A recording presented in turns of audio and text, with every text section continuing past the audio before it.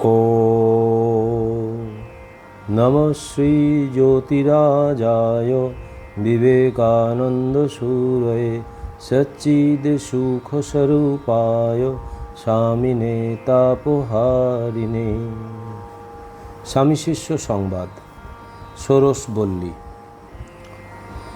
স্বামীজি, বৈদিক ছন্দের মেঘমন্দ্রে দেশটার প্রাণ সঞ্চার করতে হবে।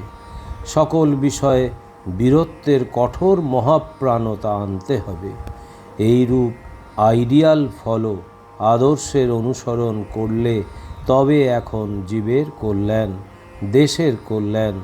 তুই যদি একা এভাবে চরিত্র গঠন করতে পারিস, তাহলে তোর দেখা দেখি হাজার লোক ওইরূপ করতে শিখবে। কিন্তু দেখিস, আইডিয়াল ওই আদর্শ থেকে কখনো যেন এক পাও হটিসনি, কখনো হীন সাহস হবিনি। খেতে শুতে পড়তে গাইতে বাজাতে ভোগে রোগে কেবলই সৎ সাহসের পরিচয় দিবি, তবে তো মহাশক্তির কৃপা হবে। শিষ্য: মহাশয়, এক এক সময় এমন হীন সাহস হইয়া পড়ি। স্বামীজি: তখন এইরূপ ভাববি, আমি কার সন্তান? তার কাছে গিয়ে আমার এমন হীন বুদ্ধি, হীন সাহস। হীন বুদ্ধি, হীন সাহসের মাথায় লাথি মেরে আমি বীর্যবান, আমি মেধাবান, আমি ব্রহ্মবিদ, আমি প্রজ্ঞাবান বলতে বলতে দাঁড়িয়ে উঠবি। আমি অমুকের চেলা, কাম কাঞ্চনজিৎ ঠাকুরের সঙ্গীর সঙ্গী। এইরূপ অভিমান খুব রাখবি, এতে কল্যাণ হবে। ওই অভিমান যার নেই, তার ভেতর ব্রহ্ম জাগেন না। রামপ্রসাদের গান শুনিসনি? তিনি বলতেন, এ সংসারে ডরি কারে, রাজা যার মা মহেশ্বরী। এইরূপ অভিমান সর্বদা মনে জাগিয়ে রাখতে হবে, তাহলে আর হীন বুদ্ধি, হীন সাহস নিকটে আসবে না।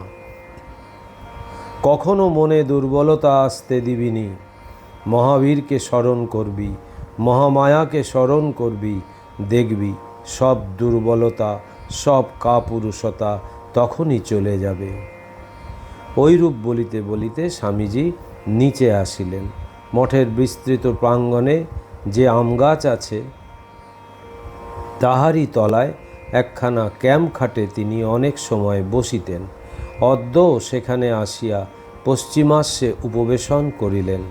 তাহার নয়নে মহাবীরের ভাব যেন তখনও ফুটিয়া বাহির হইতেছে।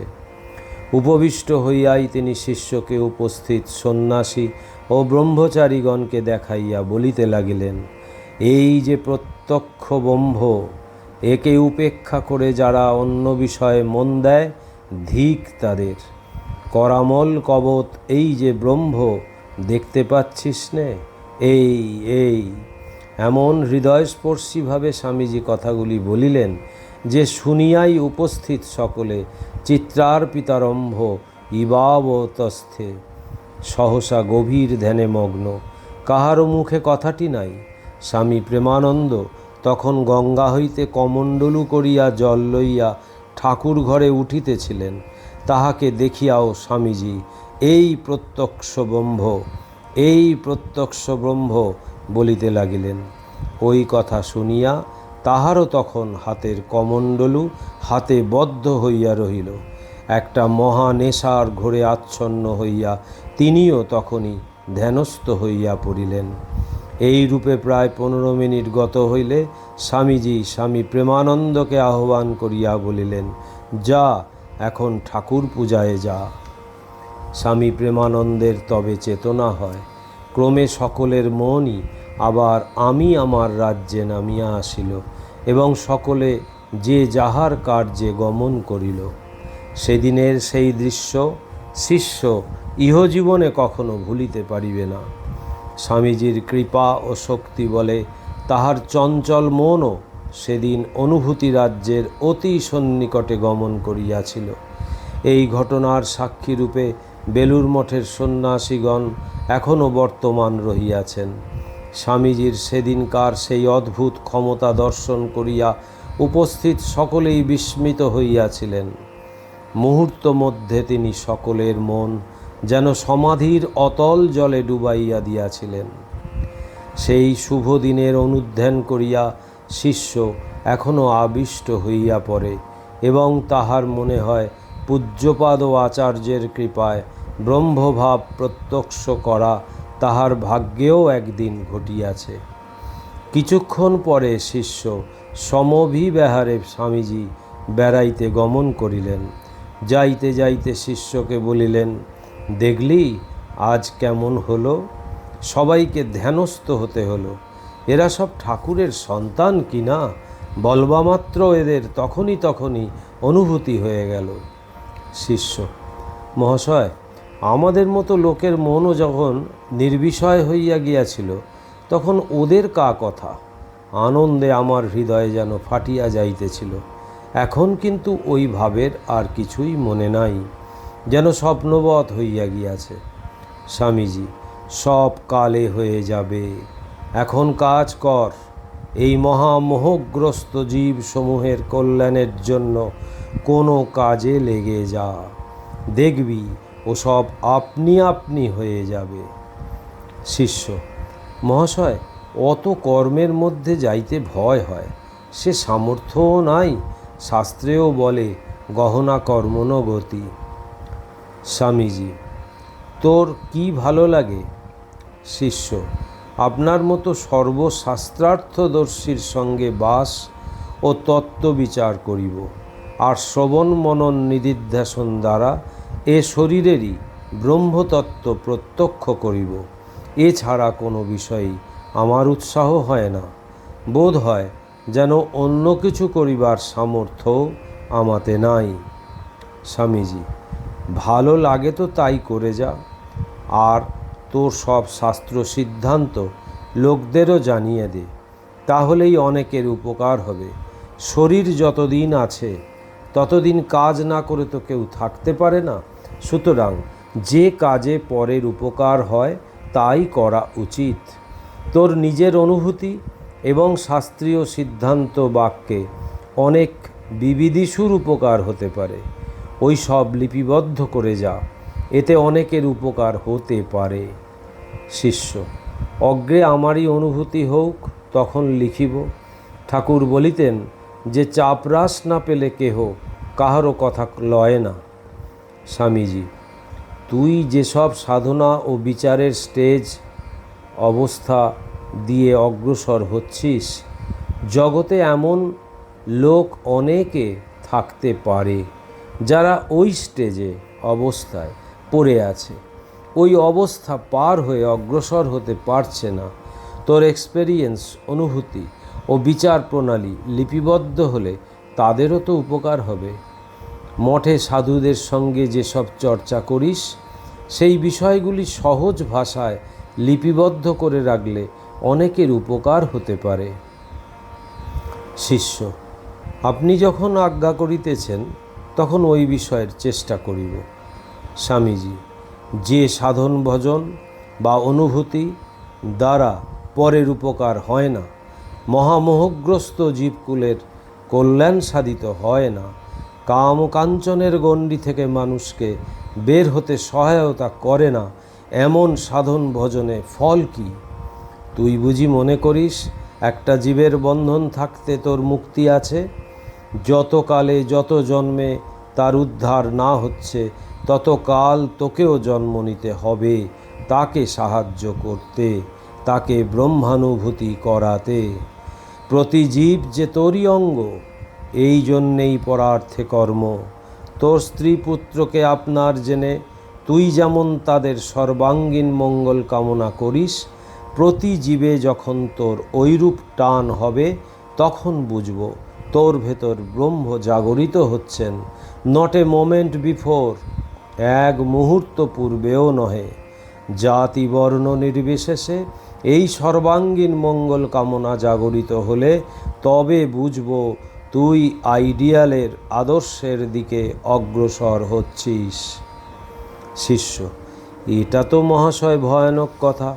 সকলের মুক্তি না হইলে ব্যক্তিগত মুক্তি হইবে না। কোথাও তো এমন অদ্ভুত সিদ্ধান্ত শুনি নাই। স্বামীজি: এক ক্লাস শ্রেণীর বেদান্তবাদীদের ঐরূপ মত আছে। তারা বলেন ব্যষ্টিগত মুক্তি মুক্তির যথার্থ স্বরূপ নয়, সমষ্টিগত মুক্তিই মুক্তি। অবশ্য ওই মতের দোষগুণ যথেষ্ট দেখানো যেতে পারে। শিষ্য: বেদান্ত মতে ব্যষ্টিভাবিত বন্ধনের কারণ যে সেই উপাধিগত চিৎসত্তাই কাম্যকর্মাদি বশে বদ্ধ বলিয়া প্রতীত হন। বিচার বলে উপাধিশূন্য হইলে, নির্বিষয় হইলে প্রত্যক্ষ চিন্ময় আত্মার বন্ধন থাকিবে কিরূপে? যাহার জীব জগদাদিবোধ থাকে তাহার মনে হইতে পারে সকলের মুক্তি না হইলে তাহার মুক্তি নাই। কিন্তু শ্রমরানী বলে মন নিরুপাধিক হইয়া যখন প্রত্যক ব্রহ্মময় হয় তখন তাহার নিকট জীবই বা কোথায় আর জগতই বা কোথায়? কিছুই থাকে না। তাহার মুক্তিতত্ত্বের অবরোধক কিছুই হইতে পারে না। স্বামীজি: হ্যাঁ, তুই যা বলছিস তাই অধিকাংশ বেদান্তবাদীর সিদ্ধান্ত। উহা নির্দোষও বটে। ওতে ব্যক্তিগত মুক্তি অবরুদ্ধ হয় না। কিন্তু যে মনে করে আমি আব্রহ্ম জগৎটাকে আমার সঙ্গে নিয়ে একসঙ্গে মুক্ত হব, তাহার মহাপ্রাণতাটা একবার ভেবে দেখি। শিষ্য: মহাশয়, উহা উদার ভাবের পরিচায়ক বটে, কিন্তু শাস্ত্রবিরুদ্ধ বলিয়া মনে হয়। স্বামীজি শিষ্যের কথাগুলি শুনিতে পাইলেন না। অন্য মনে কোনো বিষয় ইতপূর্বে ভাবিতেছিলেন বলিয়া বোধ হইল। কিছুক্ষণ পরে বলিয়া উঠিলেন, ওরে, আমাদের কি কথা হচ্ছিল? যেন পূর্বের সকল কথা ভুলিয়া গিয়াছেন। শিষ্য ওই বিষয়ের স্মরণ করাইয়া দেওয়ায় স্বামীজি বলিলেন, দিন রাত ব্রহ্ম বিষয়ের অনুধ্যান করবি, একান্ত মনে ধ্যান করবি। আর বুত্থানকালে হয় কোনো লোকহিতকর বিষয়ের অনুষ্ঠান করবি, না হয় মনে মনে ভাববি জীবের জগতের উপকার হোক, সকলের দৃষ্টি ব্রহ্মাবগাহী হোক। ওইরূপ ধারাবাহিক চিন্তা তরঙ্গের দ্বারাই জগতের উপকার হবে। জগতের কোনো সদনুষ্ঠানই নিরর্থক হয় না, তা সেটি কাজই হোক আর চিন্তাই হোক। তোর চিন্তা তরঙ্গের প্রভাবে হয়তো আমেরিকার কোনো লোকের চৈতন্য হবে। শিষ্য: মহাশয়, আমার মন যাহাতে যথার্থ নির্বিষয় হয় তদ্বিষয়ে আমাকে আশীর্বাদ করুন। এই জন্মেই যেন তাহা হয়। স্বামীজি: তা হবে বই কি, ঐকান্তিকতা থাকলে নিশ্চয় হবে। শিষ্য: আপনি মনকে ঐকান্তিক করিয়া দিতে পারেন, আপনার সে শক্তি আছে, আমি জানি। আমাকে ঐরূপ করিয়া দিন, ইহাই প্রার্থনা। এইরূপ কথাবার্তা হইতে হইতে শিষ্যসহ স্বামীজি মঠে আসিয়া উপস্থিত হইলেন। তখন দশমীর চন্দ্রে মঠের উদ্যান যেন রজত ধারায় প্লাবিত হইতেছিল। শিষ্য উল্লসিত প্রাণে স্বামীজির পশ্চাতে পশ্চাতে মঠ প্রাঙ্গণে উপস্থিত হইয়া আনন্দে বিচরণ করিতে লাগিল। স্বামীজি উপরে বিশ্রাম করিতে গেলেন। সপ্তদশ বল্লী, স্থান বেলুর মঠ, বর্ষ 1901 খ্রিস্টাব্দ। বেলুর মঠ স্থাপিত হইবার সময় নৈষ্ঠিক হিন্দুগণের মধ্যে অনেকে মঠের আচার ব্যবহারের প্রতি তীব্র কটাক্ষ করিতেন। বিলাত প্রত্যাগত স্বামীজি কর্তৃক স্থাপিত মঠে হিন্দুর আচার নিষ্ঠা সর্বথা প্রতিপালিত হয় না এবং ভক্ষভোজ্যাদির বাজবিচার নাই। প্রধানত এই বিষয়ে লইয়া নানা স্থানে আলোচনা চলিত এবং ওই কথায় বিশ্বাসী হইয়া শাস্ত্রানভিজ্ঞ হিন্দু নামধারী ইতর ভদ্র অনেকে তখন সর্বত্যাগী সন্ন্যাসীগণের কার্যকলাপের অযথা নিন্দাবাদ করিত। চলতি নৌকার আরোহীগণ বেলুর মঠ দেখিয়াই নানারূপ ঠাট্টা তামাশা করিত। এমনকি সময় সময় অশ্লীল কুৎসা অবতারণা করিয়া নিষ্কলঙ্ক স্বামীজির অমল ধবল চরিত্র আলোচনাতেও কুণ্ঠিত হইত না। নৌকায় করিয়া মঠে আসিবার কালে শিষ্য সময় সময় ঐরূপ সমালোচনা সকর্ণে শুনিয়াছে। তাহার মুখে স্বামীজি কখনো কখনো ওই সকল সমালোচনা শুনিয়া বলিতেন, হাতি চলে বাজার মে কুত্তা ভুকে হাজারো, সাধুনকো দুর্ভাব নহি জব নিন্দে সংসারো। কখনো বলিতেন, দেশে কোনো নূতন ভাব প্রচার হওয়ার কালে তাহার বিরুদ্ধে প্রাচীন পন্থা অবলম্বনগণের অভ্যুত্থান প্রকৃতির নিয়ম। জগতের ধর্ম সংস্থাপক মাত্রকেই এই পরীক্ষায় উত্তীর্ণ হতে হয়েছে। আবার কখনো বলিতেন, পারসিকিউশন, অন্যায় অত্যাচার না হলে জগতের হিতকর ভাবগুলি সমাজের অন্তঃস্থলে সহজে প্রবেশ করতে পারে না। সুতরাং সমাজের তীব্র কটাক্ষ ও সমালোচনাকে স্বামীজি তাহার নানা নবভাব প্রচারের সহায় বলিয়া মনে করিতেন। কখনো উহার বিরুদ্ধে প্রতিবাদ করিতেন না বা তাহার পদাশ্রিত গৃহী ও সন্ন্যাসীগণকে প্রতিবাদ করিতে দিতেন না। সকলকে বলিতেন, ফলাভিসন্ধিহীন হয়ে কাজ করে যা, একদিন ওর ফল নিশ্চয় ফলবে। স্বামীজির শ্রীমুখে কথাও সর্বদাই শোনা যাইত, নহি কল্যাণকৃত কশ্চিৎ দুর্গতিং তাত গচ্ছতি। করতত্তে সদালীন রামকৃষ্ণ সমজ্ঞয়া यो धर्म स्थापनरतो वीरे शांतम नमाम्यहम्। श्रीरामकृष्णार्पणमस्तु।